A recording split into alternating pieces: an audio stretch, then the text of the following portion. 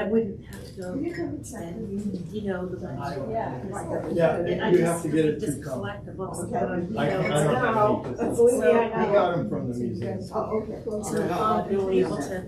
Okay, folks, thank you so much for coming back for chapter 2 here. And I did want to point out David's 2 monographs that he did for the History Museum are over there, and they sell for $10 a piece. I would love to sell them all to get my money back. So if you like one of either of them, please let me know and give me that $10 if you decide to take It's a one. wonderful Christmas present. You can write a check. Just write it to me. When's that sold? I'm sorry? When's that sold? Once it's sold, yeah. Okay. Yes, indeed. Christmas present. So again, David, thank you so much. Thank you. So we talked a little bit about native life before the Europeans and about the Spanish coming. We talked a little bit about the Delta, and when I say the Delta, I mean this area too, as a refuge for native people fleeing the coastal missions. But as the Spanish were sending more soldiers after baptized Indians that had decided to flee to the interior, there were more and more expeditions of soldiers to bring them back. And there was a growing resistance. And now we're going to talk about some of the most famous native resistance, although not a lot of Californians don't know about it. But anyway, so Mexico got its independence in 1822, independence from Spain after like about a decade of civil war and so on. And they had a much more liberal approach to the native population and to the missions, and they wanted to speed up the secularization or the conversion of these large mission landholdings and communities back to parish priests or parish churches, and they didn't follow the Spain's original plan, which was that the land would be given to the native people who had been acculturated. But instead they gave them to ranchos, and we'll talk about that a little bit. So a lot of native people had been taken from the valley, in many cases 50 miles away to Mission San Jose especially, but they maintained their homelands, and people stayed in their hometowns, which became kind of a cultural preserve. So before the secularization was complete, a number of, hundreds of Indians left Mission San Jose, San Juan Bautista, Santa Clara, even some from Santa Cruz, came back to their valley homelands and formed what I would call a multinational, because it was all these different tribes or nations, coming together as refugee freedom fighters. They had a common language, which was Spanish. They knew a lot about the Spanish culture, and they were led by a couple Yoket-speaking natives. One, Cucunuchi, who had been renamed as Stanislao at Mission San Jose, and he was from the Lacasumne, who are from where I grew up in Ripon on the Stanislaus River. I think it was his brother-in-law, Huhuyut, who had been at Santa Clara and was baptized with the name Cipriano, and other leaders, came back to the valley and communicated back to, especially Father Duran, who was at San Jose, but he was the father president of all the missions, the California missions.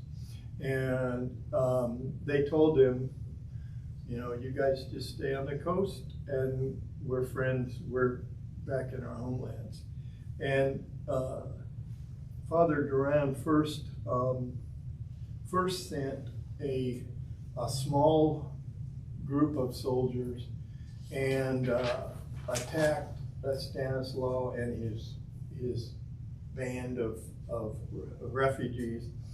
And it was clearly a disastrous attempt by the Spanish. They were led by a kind of hot-headed sergeant, and the Indians baited him into coming into their chosen field of battle and ambushed them. And we don't know a lot of details because the sergeant in charge was wounded and turned out to be fatally wounded, so he never wrote a full report. But it was clearly an Indian victory, and that was in November of 1828 along the Stanislaus River. We don't know the exact locations, but Father Duran was pretty incensed, and so he sent a much larger party with many soldiers from the Presidio in May, which is when you couldn't go during the wet season. So after November, you had to wait till May, right? We know how it is in the Delta. Right. So in May, in early May, they sent a much larger force with cannon and so on. And again, it was clearly an Indian victory. They had built earthworks that negated the impacts of the cannon. They had built these other structures that thwarted cavalry charges. They clearly had learned European warfare and how to counteract it. And so the Spanish, or actually I've been saying Spanish, by this time it's Mexican. So the Mexicans, because Mexico had gained its independence, Mexicans returned to San Jose, and then Father Duran basically put out a wanted dead or alive order, and he said he assembled the largest army ever assembled in Hispanic California by either Spain or Mexico.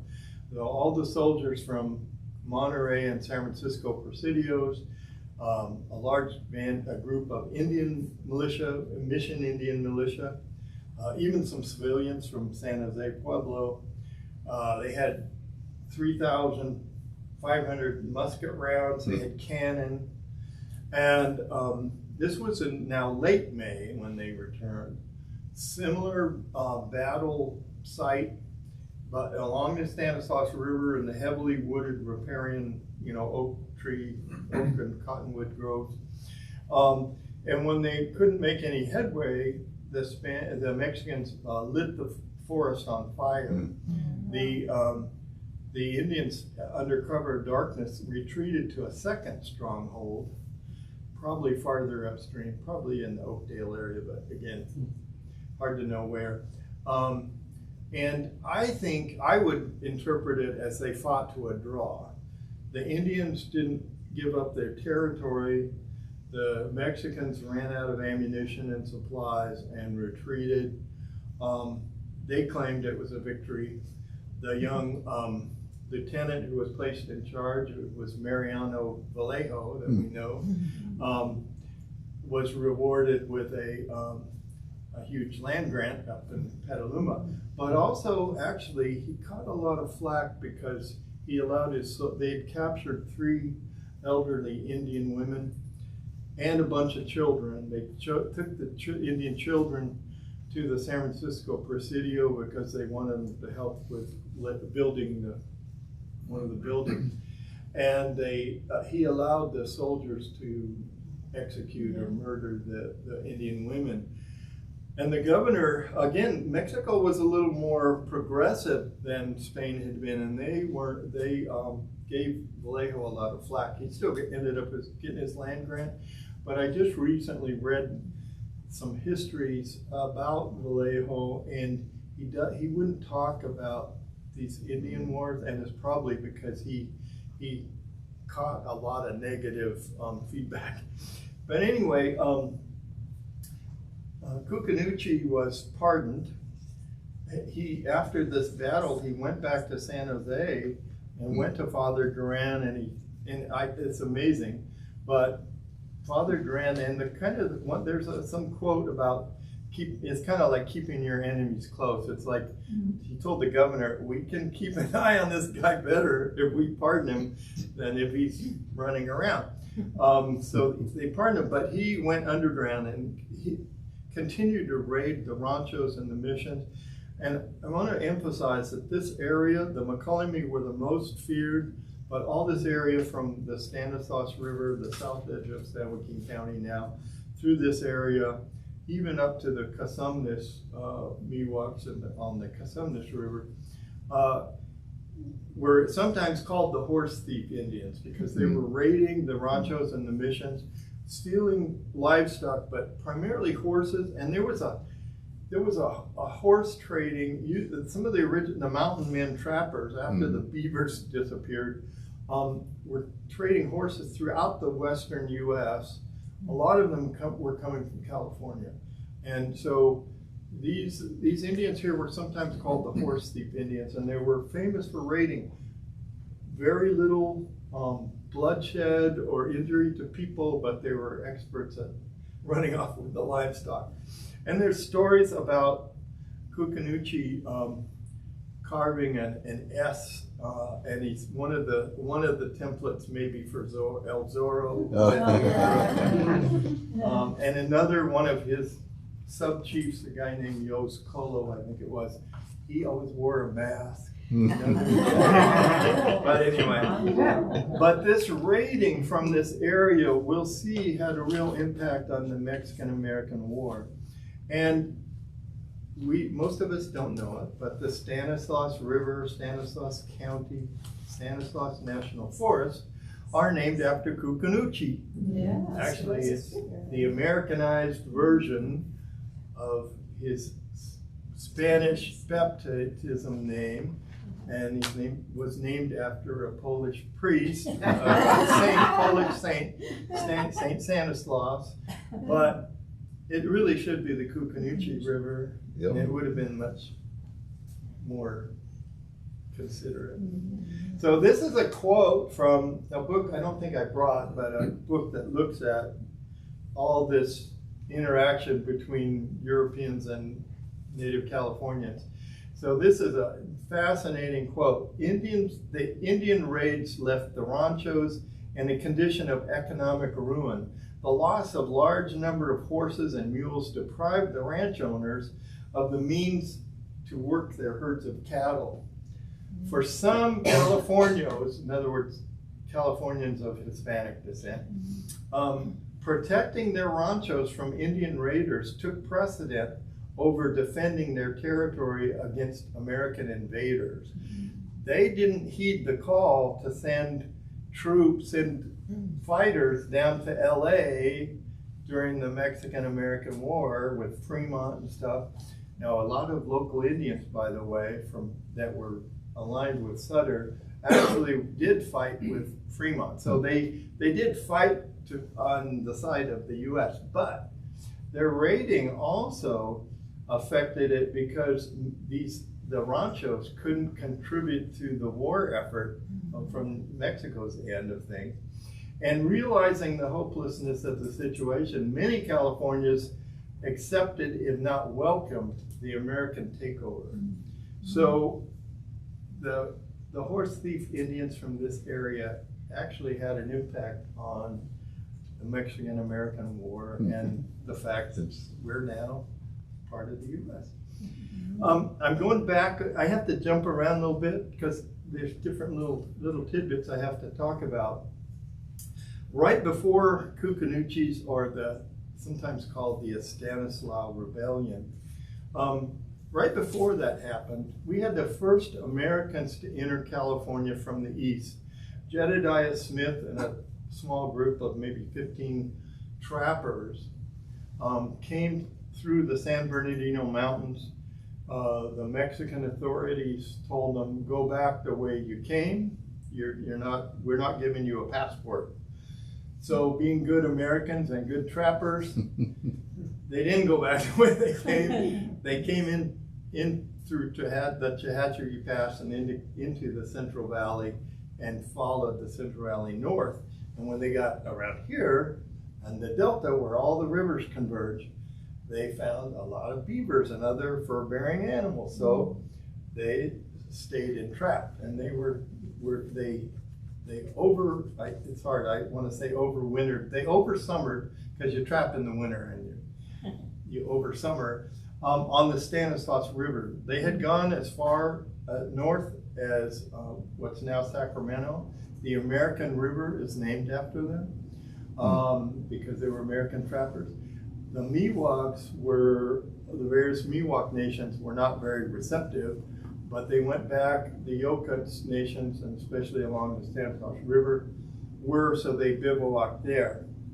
And then they left and they went up through the Sacramento Valley and into Oregon country. And that's where Hudson's Bay Company up there found out there were beavers here. They started sending battalions down the Siskiyou Trail into the Sacramento Valley, often hanging out at Sutter Buttes, but coming down. And one of their main bivouacs was what's now called French Camp, named after the French Canadian or Métis. Most of them were mixed blood trappers. And so, there was this connection with the North coming down to trap.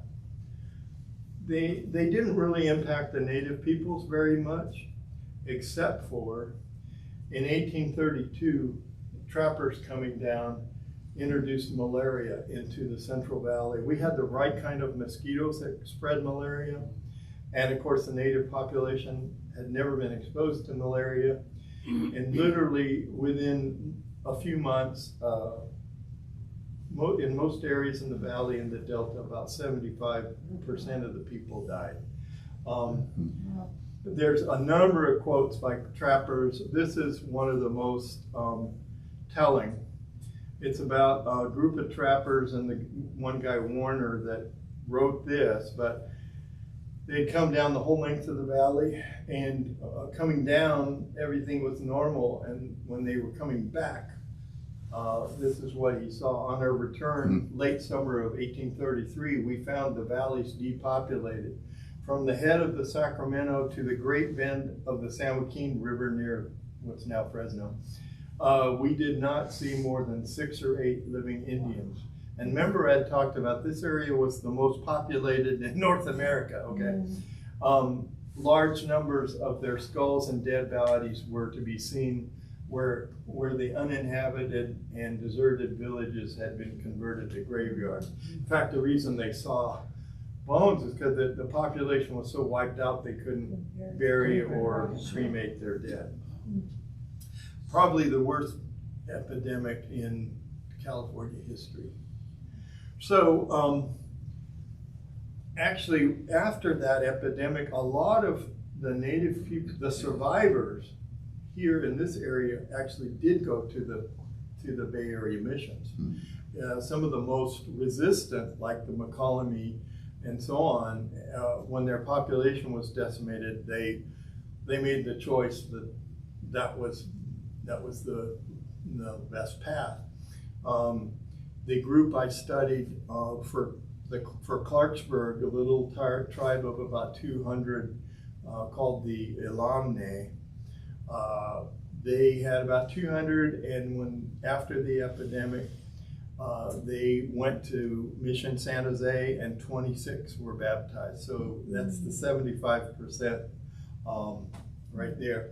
So a lot of Indians from here went to the missions, but then they were in the process of the secularization process.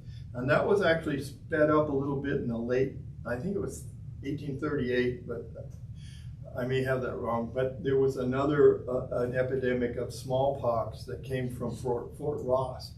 And because they were worried about it wiping out all of them, they kind of sped up the kicking out the Indians from the missions.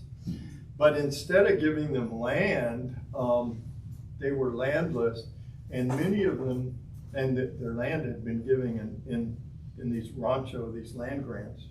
And we'll talk about some of the first interior ranchos here in the valley, but the key was the mission Indians kicked out. That's where they went, and they became I would call them peons or serfs. Mm-hmm. Some people even go so far as call them slaves, but they were minimally paid workers, let's put it that way, at the ranchos. And you can see in this picture, that's who were doing the labor of, you know, the matanza, butchering the cattle and everything else, were native people. And the first rancho that was really on this side of the Coast Range was John Marsh, an American Easterner, came out west. He purchased a land grant, an existing land grant, but it was on the east slope of Mount Diablo, by Brentwood now, in 1837. And that was actually where the first California Trail ended. The first settlers, American settlers, to cross the Sierra. Their wagons didn't make it, but they crossed on foot. The Bartleson Bidwell party. The first ones to split off from the Oregon Trail and kind of create, there wasn't a trail yet, but they kind of created it, the California Trail. They crossed the Sierra and came down the Stanislaus River, Cucanuchi's territory, but where they ended up was at Marsh's. That's where the first settlers arrived. And but he had a number of Indians working for him, including a number of Indians that were originally from this area, had gone to Mission San Jose. When it was secularized and they were kicked out, many of them stayed in the Bay Area and worked on those ranchos. And this is a quote from John Marsh. He wrote a lot of letters back to Missouri encouraging American settlers to come. And this is what he said in one of those. I have the whole tribe as willing serfs. They submit to flagellation with more humility than the Negroes. Nothing is more necessary for their complete subjugation but kindness in the beginning and a little well-timed severity when manifestly deserved. Throughout California, the Indians are the principal laborers. Without them, business could hardly be carried on. And so it's interesting, there's a whole book, I didn't bring it, but a book about the changing way that Americans or Europeans portrayed California Indians. And of course, when they were not wanted, they were called real primitive. Issue was a Stone Age man. They were called diggers, so on, because it was easy when you were in the genocide mode. That was easier to live with. But at this time, they were talking about how great they were as workers and how, man, you come out here, we've got all the workers you need, and they're great. So the way they were portrayed changes as the needs of the dominant society change. Sutter, another early settler, a scoundrel from Switzerland who left his wife and family and in a circuitous route came to California and purposely didn't want to settle on the coast because he wanted to be away from the Mexican government's influence. And he wanted to create what I kind of think his model was a barony, like in Europe, and certainly an agricultural and trading post. And he came up the Sacramento River, was helped by a lot of the Miwok nations in the Delta, and settled on Nisenan property at the confluence of the American and the Sacramento, now the city of Sacramento. It's interesting that the Nisenan, first of all, that with a small group of a few sailors, most of which returned after they helped him get there, a small group, but it included a handful of Hawaiians, native Hawaiians, and I think that made a huge impact on him being accepted because the Hawaiians looked like native people here. They had a lot of cultural similarities, thatched houses, all sorts of stuff.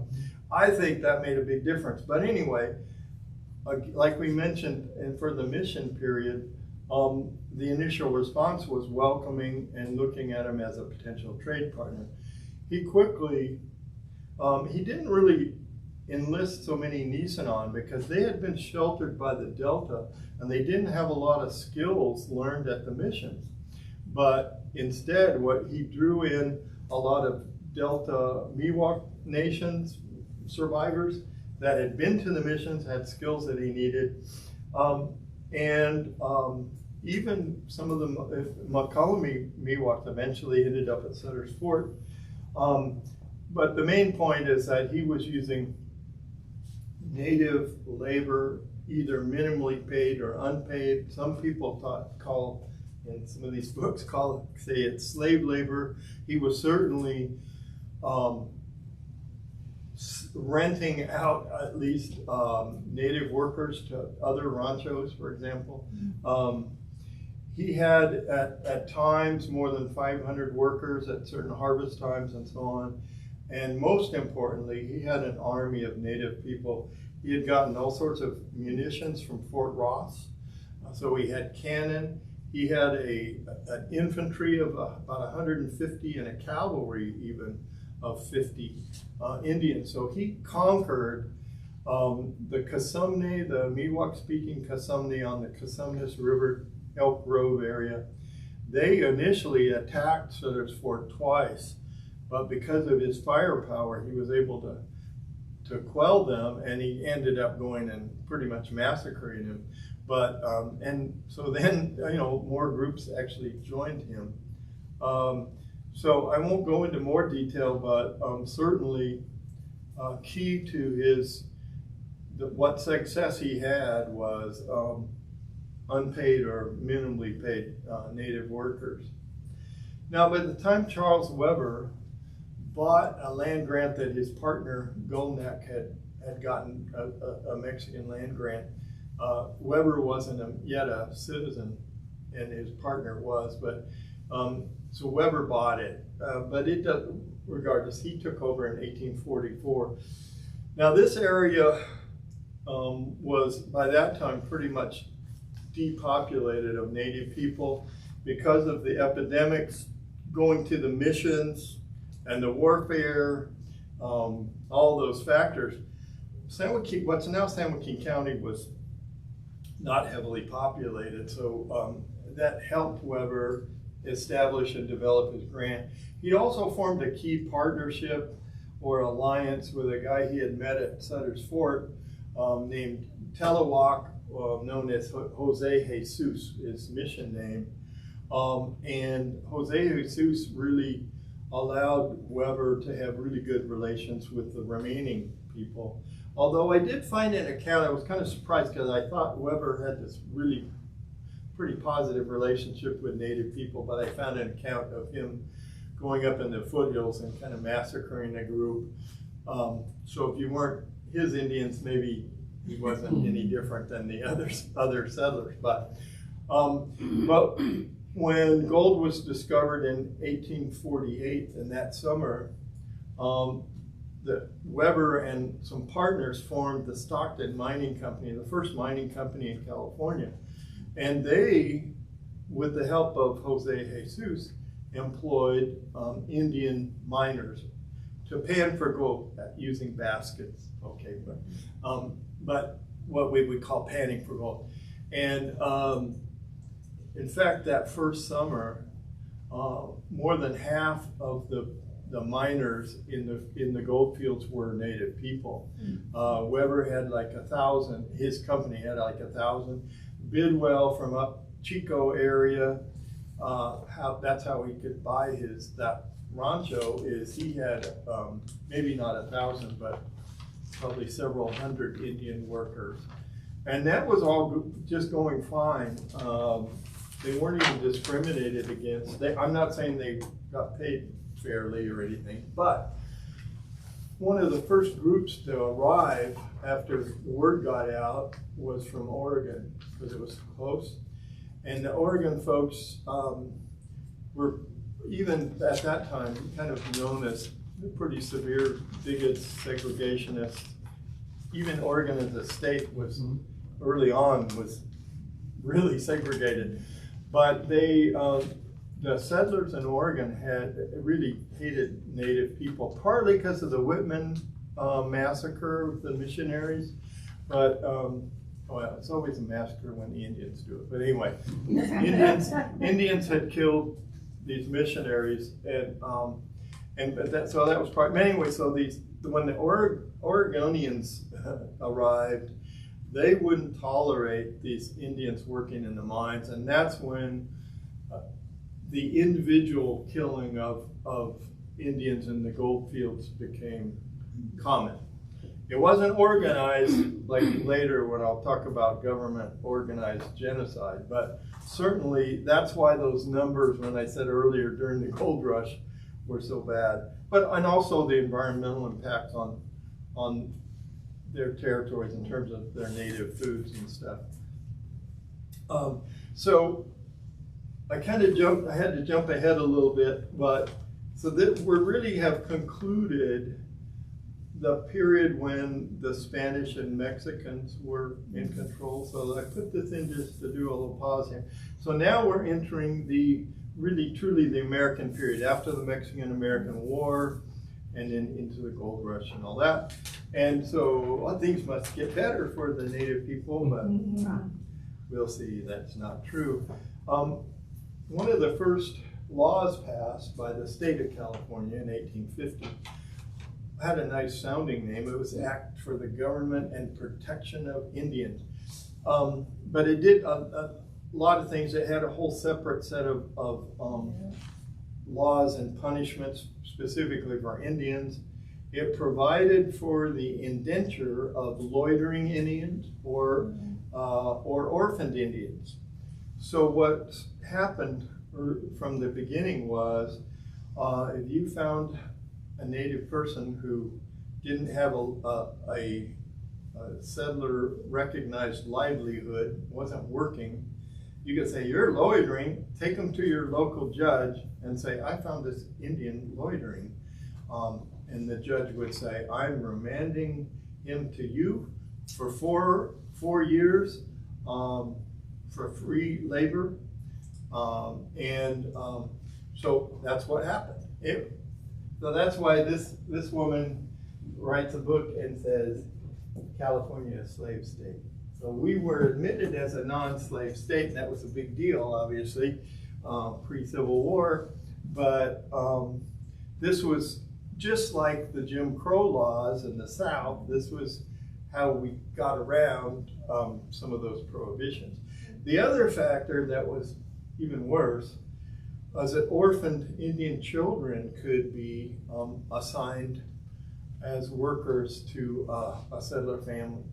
And what happened is there were, especially north of here, but in the northern Sierra and the coastal ranges, the redwoods, all that area, there were all these slave raiders that would go and basically kill the adults in the community, take the children to San Francisco, Marysville, Stockton, Sacramento, all the cities, and they would be distributed under this provision as household servants and stuff. Many of them, of course, were sexual slaves, many of the young girls, for example. And the law also forbid Indians to testify in court or to serve on juries or to hold any kind of public office or to intermarry with other races. It forbid Indians to own guns or to own real estate, which is kind of interesting. So if they were on their traditional lands, they had to yield that land to the government or military and in effect to any white squatters. So that was one of our first laws, and it wasn't repealed until 1873. That's why in some of those statistics I used that as a cutoff date. Now, here the state has a law about how to treat Indians, but in our Constitution and everything else, the U.S., the federal government, is supposed to have that relationship with these sovereign Indian nations, right? It's not supposed to be the states, it's the federal government. They did try. In 1851, they sent out 3 federal agents, and they negotiated up and down the state with about 134 indigenous nations and negotiated 18 treaties. Now, I'm not saying these were completely legit. Obviously, the native people didn't understand the language. There was multiple translators. They didn't understand the concepts. They probably didn't really realize what they were agreeing to. But this is similar to what happened everywhere else in the U.S. We negotiated treaties that the Indians would give up their land and move to a smaller piece of land, and we would provide some things to them. So what was negotiated was in these 18 treaties. It sounds pretty good. There was about 7.5 million acres, about 7% of the state that was going to go to these various Indian tribes in these 18 reservations. One was along the Stanislaus River, one was along the, I think the Cosumnes or the Macomb, anyway. But there were some here that tribes from this area participated in. I think Jose Jesus that we mentioned, I think he signed one of them.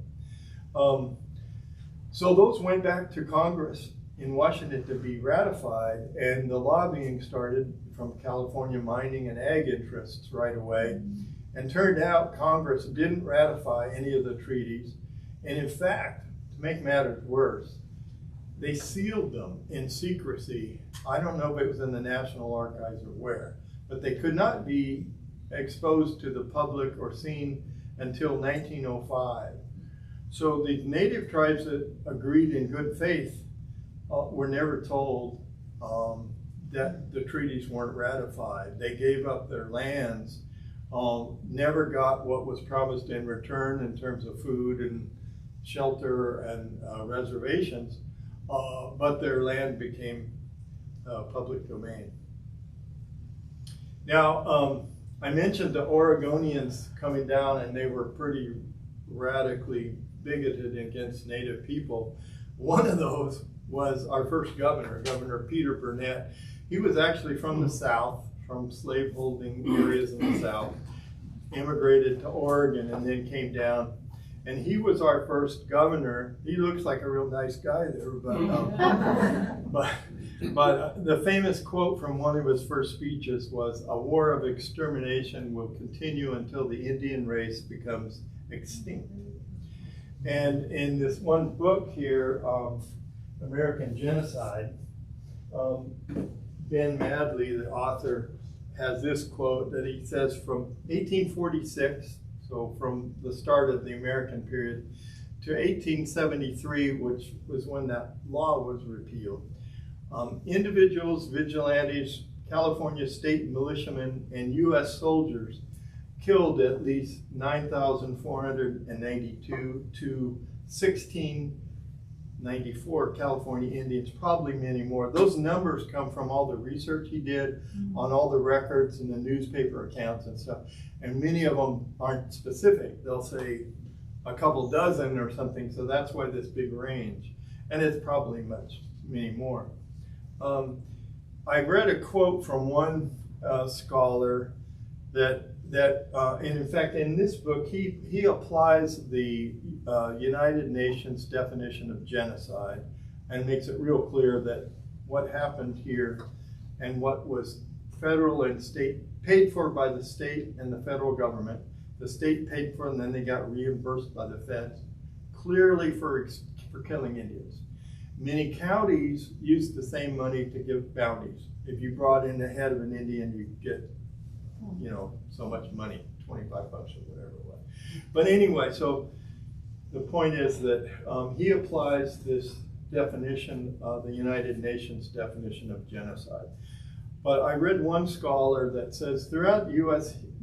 history, there's only been two times where our treatment of Native peoples was clearly genocide. One was the Pequots in Connecticut, and the other was in Northern California during and after the gold rush.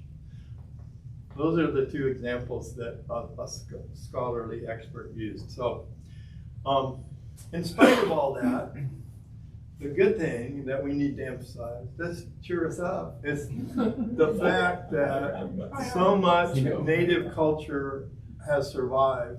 And I think there's a real sea change and a kind of fluorescence of this. And we see it in a lot of things going on now. The exhibit that just opened at the Sacramento History Museum that was done in complete partnership with one of the local Native nations. Self-determination and self-governance among these surviving tribes has gotten so much stronger, aided in part with the casino income, which I'm all supportive of. And this, again, I like to use this word sovereignty, which they love, because from the beginning, they were sovereign nations. The way our nation treated our relationship with them is they're on our territory, but they remain sovereign nations. And they use that word, and there's a big revival of native culture and language, which is, as I mentioned right in the beginning, is really important. Traditional ecological knowledge, or TEC as they call it, TEC, and especially what we hear about now is traditional burning practices, which they were doing for centuries and now is becoming very much accepted and integrated with our treatment in terms of forestry. And there's been a real effort for land acquisition. For example, the Shingle Springs tribe up in El Dorado Hills, they originally went up the Sacramento River, and in fact, there's a little town called Verona, which was a fishing village. It's kind of below where the Feather River comes into the Sacramento River. And a lot of Indian women married these Hawaiian guys that came with Sutter. And there was a fishing village which is combined Hawaiian indigenous. And that the Shingle Springs Rancheria recognizes that they go to Hawaii every year and have these exchanges because they recognize a part of their culture is Hawaiian. And and my point about the land acquisition, they have a marina and property at Verona, which was one of their traditional village sites. And that's the kind of stuff that's happening kind of under the radar. The other thing that I think is so neat is, as I have books, I don't know of any of these, but they're books now by indigenous historians and anthropologists. One I was telling Tom about is an archaeologist who's native, and he's looking at the mission, but at these refuge sites in the Marin area, which is where his roots are, and how important they were, so that in terms of this cultural survival during the mission period. So a lot of neat stuff going on, and these are still our neighbors. I think now people kind of know that, partly because of the visibility of the casinos. But it used to really bug me to go into history museums and it was past tense about the native people. Yeah. And I think that's changing. I think there's more awareness. This is from Shingle Springs, in fact. And this is a list, I'm not going to go through it, of federally recognized Miwok, Nisenan, and Yokuts nations. And the main thing to tell you is that you can't just go by the location of their rancheria or reservation to know where their roots and their sense of homelands are.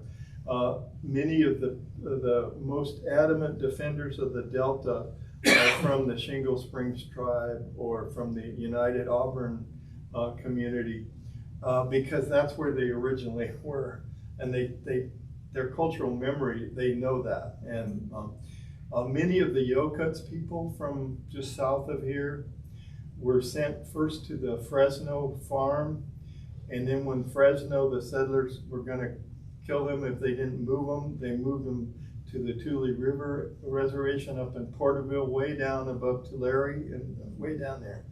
So people are 200 miles from their homelands, but they still know that this was where they were created. Now, and where you can go for additional information, first I recommend you go to the County Museum in Mickey Grove. This is the exhibit that we worked on expanding and updating, with some involvement of Native peoples, not as much as what happened recently in Sacramento, but still very positive. That's at Mickey's Grove? Yeah, yeah. So it's two connected rooms, and we doubled the size and put in that about, I don't know, 7 years ago, I think it was. It was before I retired 5 years ago. And we have videos. You'll see in those cases with the artifacts, there's videos done in the 60s down by Bakersfield, but they're all Native Yokuts people, and it's very accurate. In fact, in the State Indian Museum, many of their big still black and white photos they have are actually from this film that we use portions of. So anyway, so that's one place. Tom has kindly brought copies to sell to you and showed you about these publications. The one thing I'll mention is I was really thrilled is Mr. Groupie underwrote it, Fritz Groupie. And one of the things he said is, but I don't want you to just make enough copies to have in your gift shop and to send to your members of the Historical Society. I want it to go to every library in the county and every school library in the county, which we did. And I think that was just wonderful. Yeah. Now, since I retired, I've written some articles in a great online magazine. If you don't know about it, started by my friend Rich Turner about 5 years ago. It focuses on the Delta and this area, and it's called Soundings Magazine, but it's all online, but it's soundingsmag.net. And you can find these articles. That one is on specifically more detail on the Stanislaw Rebellion, Kukunuchi. And with that, I'll answer questions, and if you want to lead any discussion or whatever you want to. Reactions, questions? I have a question. Yes. About before Columbus and all that happened, the different nations or whatever. I don't know if you know this or not. Did they all believe in the same creator? They have the same kind of religious What's or? interesting about California, or we'll just say this, Central California, this part of California, in spite of the language diversity, much of the culture is very similar. So if you walked into a Yokut speaking village on the Stanislaus River, or probably a Nisenan speaking village on the American River, it would look pretty much the same. The houses, the baskets, the way of life would look pretty much the same. And especially after the spread of that one group of ceremonies, like anthropologists sometimes call it the Kuksu religion. That was one ceremony, one word that was used by most people. So the anthropologists, we're going to call it that. But anyway, that complex spread from up by, say, Davis throughout this area. So now, actually, it is very, very similar. Their ceremonies and their spiritual beliefs are very similar. They may have been more diverse earlier, but that was probably a couple thousand years ago. So, yeah, but one of the amazing things is the diversity of the language, and yet many parts of the culture are virtually identical. And that's why I think language was so tied up into their identity.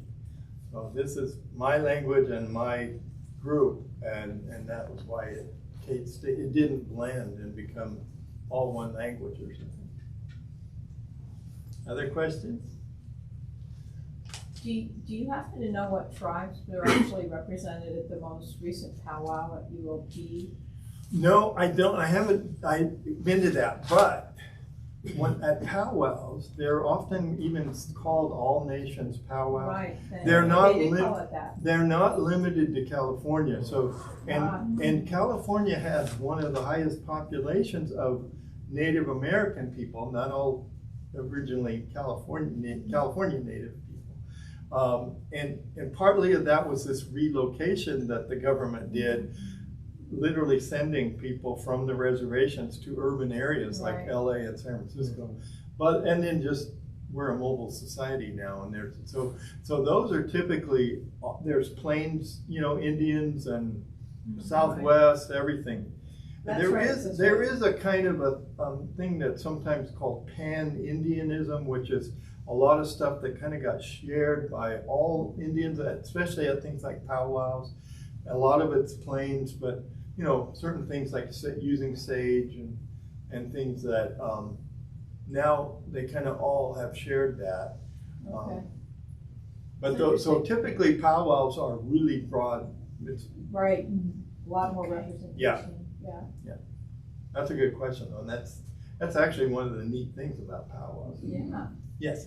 Can you speak at all about some of the, like, I lived in Rockland, California for quite a long time, and there was a development that wanted to move in and create big multi-million-dollar, big houses in a very sacred piece of land area, and it was in litigation for years.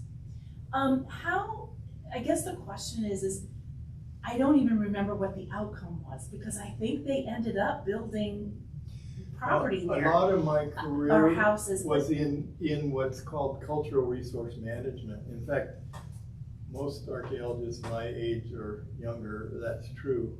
And that's because of a lot of the environmental laws and other laws that require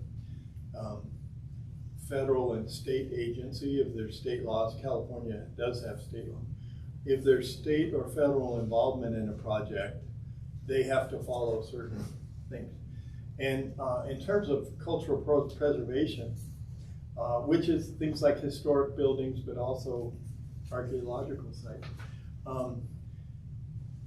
even lawyers for federal, for corporations that I've dealt with, I was assistant state archaeologist in Colorado, and had a couple really interesting experiences, but even their lawyers didn't really realize that if you go through the whole process, I did a flow chart one time, and you could say all these things happen, everything ends up proceed with project.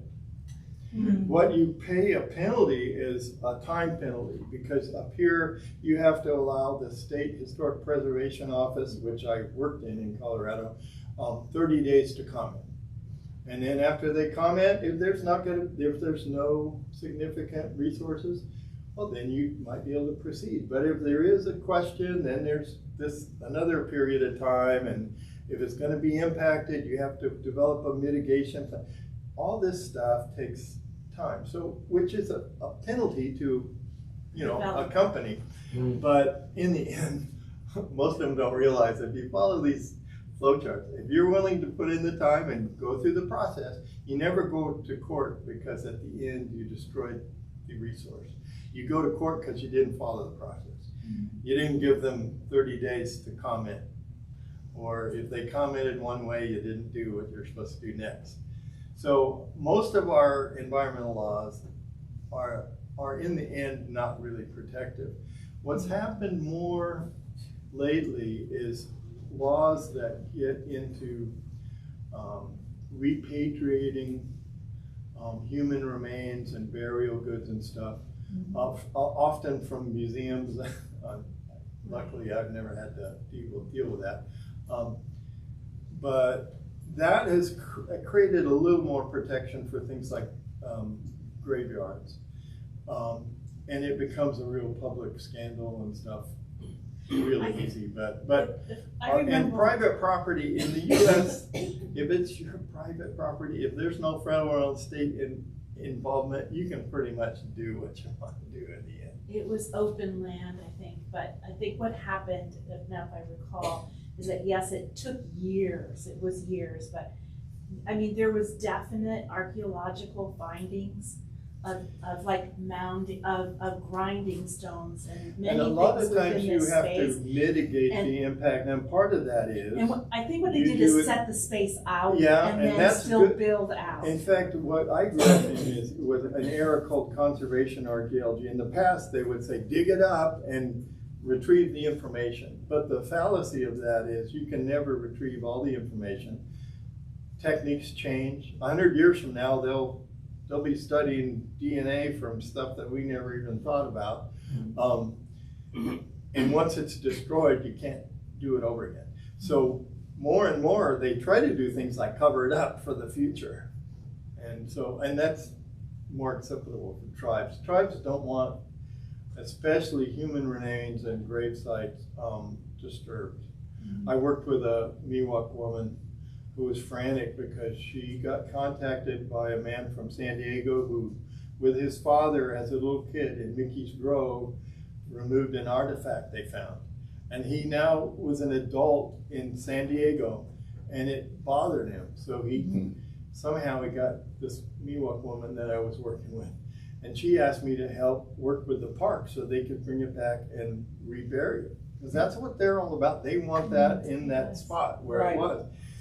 And all of a sudden she showed up at the museum, and I told her, I said, well, I haven't gotten any feedback from the parks. And she said, I don't care. This is going in the ground. She like took one of our shovels from the museum, and I went with her, but she buried it. It was that important to her. She wasn't going to wait for the park to give her permission. So that's really important for them to return it to the original site. Yeah. So we're a little over Yeah, our we're time late, here. so thank you And all. I want to just thank you so much for your and a reminder that next Thursday will be the concluding session with Dr. Stephanie Beaver Guzman, who's on the faculty at Columbia College, Native American woman, Native dancer. It will be a different kind of presentation. She's going to be telling stories of the present tense Native community that she works with in a variety of ways. Maybe read some poetry, maybe even sing a song or two. I don't know. I think it's going to be really interesting, and I hope you can attend. And thank you so much for coming. Yes. Just a reminder that on this Saturday, there's up in Sonora. Yes. Good. At St. Thank you. James Yep. Episcopal Church. They're Right. going to be doing a potluck, but then also a film viewing. But then there is also a gathering in Right. reference to Orange Shirt Day Yep. and bringing awareness for Native women and children who have vanished and have been abducted and died or murdered. So that is going to then take place at 4:00, I think, Yep. at their city hall. Yep. So anyway, I'm going to be traveling. Oh, good for you. But I was hopeful maybe if anyone else from here might be going. Yeah. And there's So, information about that in Friday Reflections Yes. tomorrow. Yes. They've been there for the last That's 2 or 3 weeks. And the St. James and Sonora has been very involved in all of that. So That's wonderful. again, thank you so much for coming, Thank and you. safe travels home. Good night. Thank you, David. Oh, my pleasure. Thank you all. I'll see you next week. I'm looking forward to it. Great, thank you. Well, yes. Thank you very much. It's always a wonder to be married, say That's nice to get autographed. Oh, good, okay. Well, we can have enough to take the literature. Because I know you're very, very active. I see your pictures and quite often. Much later. Part of that group. So good. You know, since just becoming retired, it's where I live. It's nothing. So not My friends. it's so. The men and I don't know what's gonna happen over in summer. We're trying to, something, do something that of interest. That may take a little Hearing all this, nothing I good. know, it's just, I wish I could get a house like that. Very good. Give it to me. My goal. Yeah, Well, things go up for sale all the time. He's trying I don't to know get prices a are yet. yeah, well, that was the problem, every time I looked for a house, it would be sold before I could